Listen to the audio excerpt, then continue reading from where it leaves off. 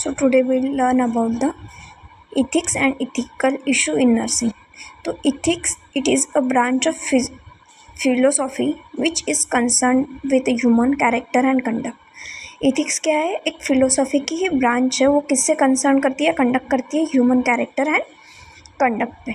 Ethics are defined as ethics को define क्या है? Science of moral in a human conduct. Moral यानी हमारे जो एटिकेट्स होते हैं लिविंग थिंग के, या हम उसको नैतिकता, जो मॉरल्स इटिकेट्स हम लिविंग में यूज़ करते हैं उसको हम हमारे मॉरल्स बोलते हैं.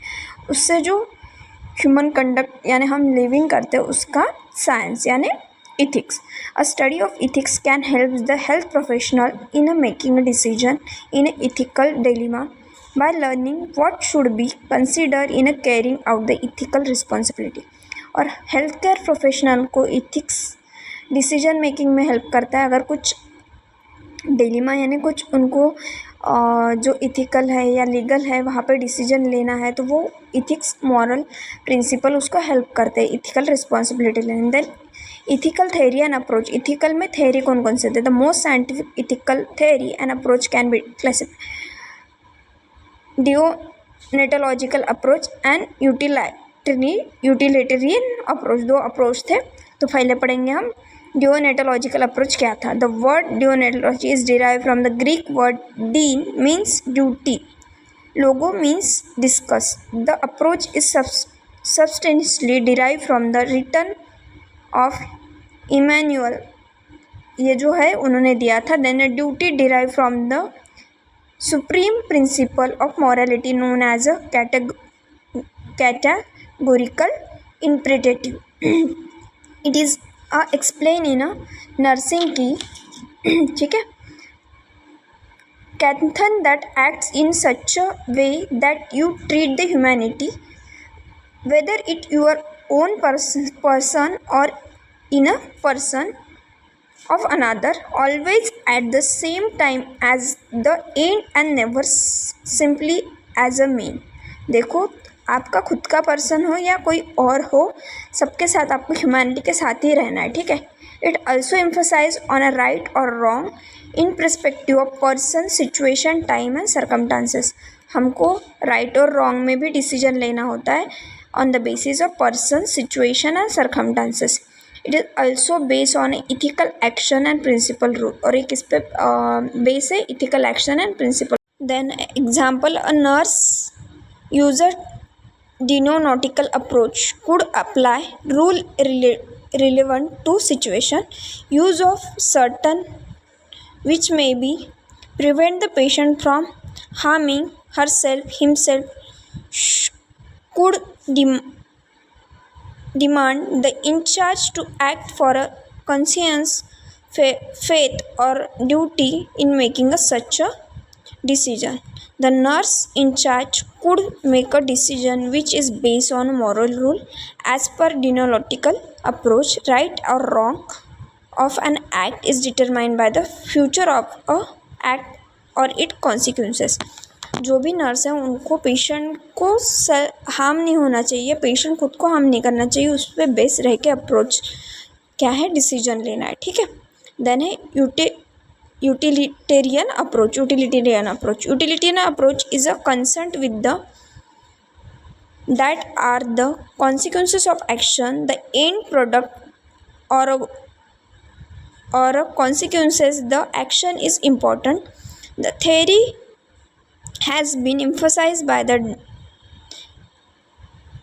David Hume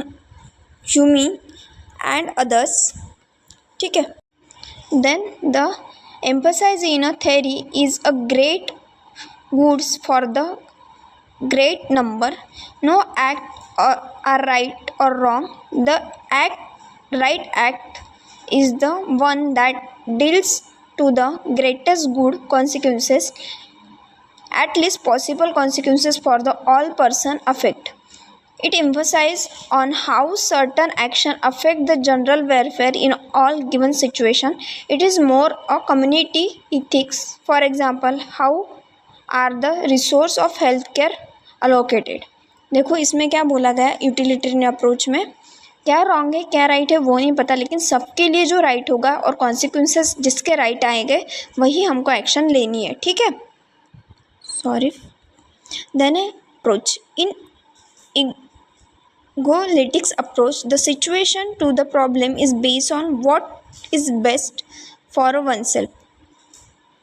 एक इंडिविजुअल के लिए क्या बेस्ट है वो है egoistic approach.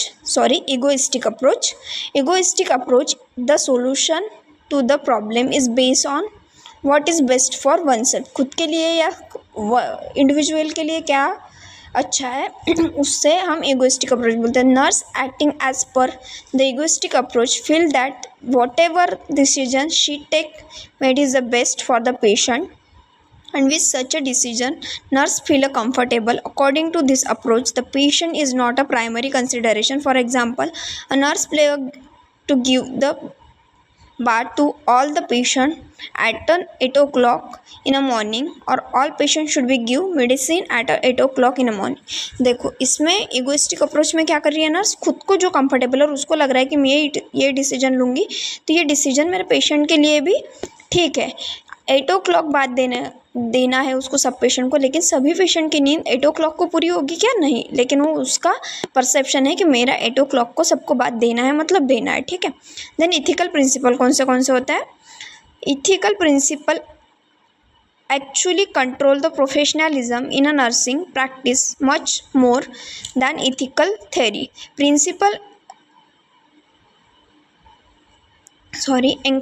Encompasses basic promises for which rules are developed. Principles are moral norms for nursing as a profession, both demands strive to implement to everyday clinical practice. देखो ethical principal हमारे professionalism में एक control रहता है. Principal emphasise basic promises जो हम करते हैं उस पर एक कंट्रोल आता है हमारे. देखो हमारे दो प्रोफेशन में नॉर्म्स देता है. ठीक है. Then both demands and strive to implement to everyday clinical practice. जो हमारे क्लिनिकल प्रैक्टिस में हमको नॉर्म्स चाहिए, मॉरल चाहिए, वो हमको इथिकल प्रिंसिपल से मिलते हैं.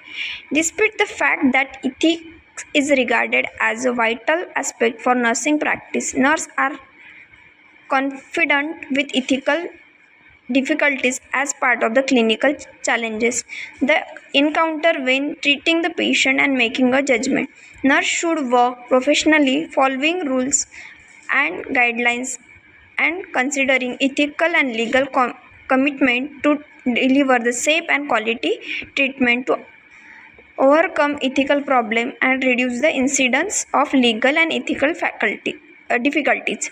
There are 8 ethical principles. देखो हमारे डे टू डे लाइफ में हमको लीगल कुछ चीज़ें होती हैं या कुछ सिचुएशन में हम फंस जाते हैं तो हमको इथिकल प्रिंसिपल बहुत ज़्यादा हेल्प करते हैं. कौन से यहाँ पे देखेंगे. Autonomy, beneficence, non maleficence, justice, veracity, fidelity, confidentiality and accountability. So first पढ़ेंगे हम autonomy. Autonomy denoted activity that is taken on the one's own initiative. This principal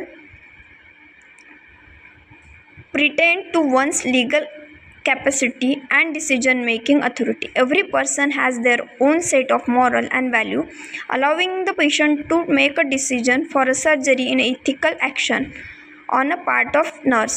After nurse has described the benefit and drawback of the surgery, the patient should make his her own decision. Autonomy में हर एक इंसान को खुद का decision लेने की, खुद के लिए डिसीजन लेने की, खुद के लिए स्टैंड लेने की एक यानी एक हक होता है, तो वो उसको देना चाहिए. हम जब सर्जरी करते हैं तब हम रिटन कंसर्न लेते हैं. पेशेंट को सब बताने के बाद पेशेंट करना है नहीं करना है वो उसका डिसीजन है, वो उसकी ऑटोनॉमी है. ठीक है. Then beneficence. The term beneficence in a nursing ethics simplify refers to the performing action that benefit the patient. ठीक है. बेनिफिशियंसी यानी जो भी एक्शन लेंगे हम वो पेशेंट को बेनिफिट के लिए ही होना चाहिए. This approach can be use to variety of nursing intervention, benefit the patient essential assisting in their well-being, providing the safe high-quality treatment, compassion, constructive activity for the improvement of patient, and following one's heart to do only good things are all the characteristic of beneficency. The commitment to provide the benefit for a group of patient or an individual patient is known as a beneficency. देखो हम patient को कभी harm नहीं कर सकते, उसके हमें goodness के लिए ही डिसीजन लेना है हर बार. देखो देन उसमें ones what not inflict evil और a harm, ones got to prevent evil और a harm, one got to remove evil, one got to do और प्रमोट द गुड. ठीक है. Then non maleficence. So now हम non maleficence and then other जो बाकी के ethical principal है वो कल और नेक्स्ट वीडियो में देखेंगे. ठीक है. अगर वीडियो अच्छा लगा है तो लाइक और शेयर करें और सब्सक्राइब भी करें चैनल को, और कमेंट करके बताएं कि आपको कौन से और वीडियो चाहिए नर्सिंग सब्जेक्ट के रिलेटेड और nursing subject and other subject के related, so I can make that video. ठीक है. Thank you.